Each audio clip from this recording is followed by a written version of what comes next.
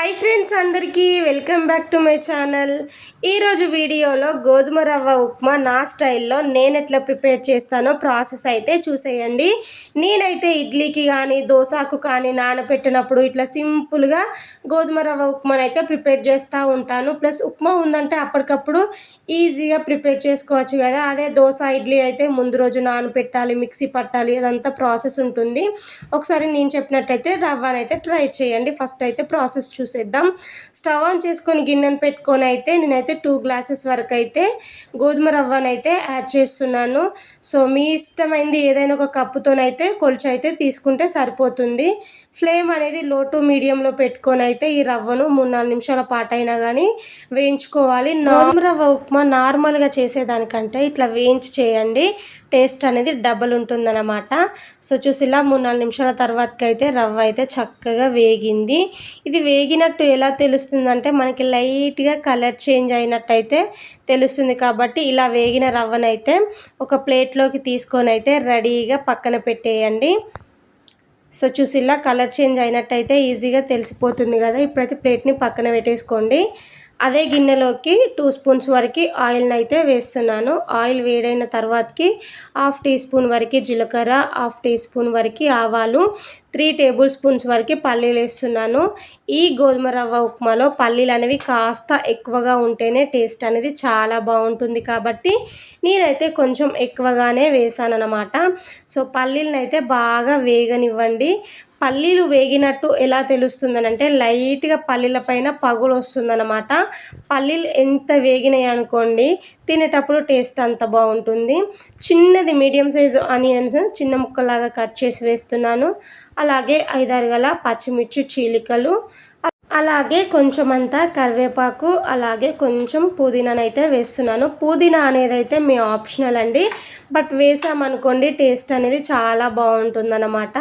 నేను నార్మల్ సుజీ రవ్వ వేసినా కానీ ఈ పుదీనా అనేది అయితే వేస్తాను. పుదీనా వేయడం వలన చాలా బాగుంటుంది. ఒకసారి నేను చెప్పినట్టు పుదీనా వేసి ట్రై చేయండి. సో 2 నిమిషాల పాటైనా వీటిని బాగా వేగనివ్వాలి. 2 నిమిషాల తర్వాతకి ఆనియన్స్, పచ్చిమిర్చి, కొత్తిమీర, పుదీనా లైట్గా వేగాయి కదా, ఇట్లా వేగితే సరిపోతుంది. ఇక్కడ చూపిస్తున్న ఈ గ్లాస్తోనైతే నేను 2 గ్లాసుల గోధుమ రవ్వనైతే తీసుకున్నాను కదా. 1 గ్లాస్ గోధుమ రవ్వకి 2 గ్లాసుల వాటర్ వేయాలి.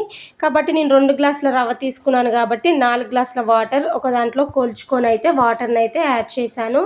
ఇప్పుడే ఇందులోకి టేస్ట్కి తగ్గట్టు సాల్ట్ని కూడా అడ్జస్ట్ చేసుకొని ఒకసారి మొత్తం కలిసేలాగా బాగా మిక్స్ చేసేసి ఇప్పుడు దీనిపైనుంచి మూతను పెట్టుకొని అయితే వాటర్ని అయితే మంచిగా మరగనివ్వాలి.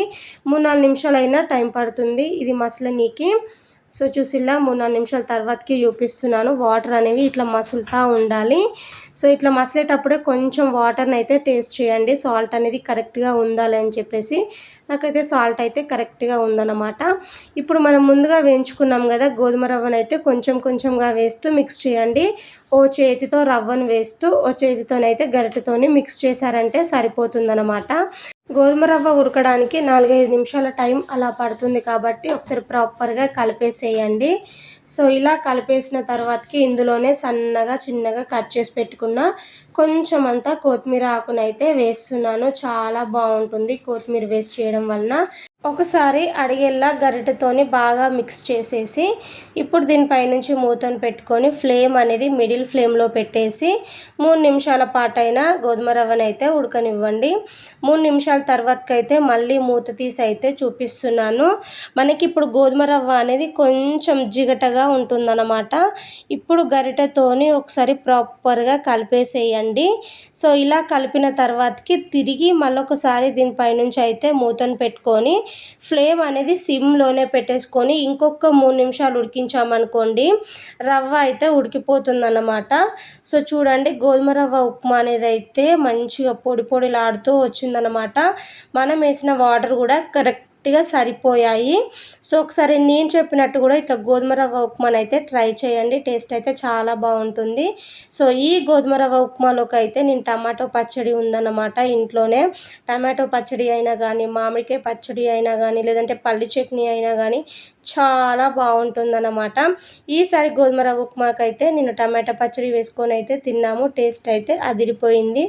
ఐ హోప్ ఈ వీడియో మీ అందరికీ నచ్చిందనే అనుకుంటున్నాను. నచ్చితే లైక్ చేయండి, షేర్ చేయండి. చేయండి, కామెంట్ చేయండి, సబ్స్క్రైబ్ చేయడం మర్చిపోకండి. Bye bye.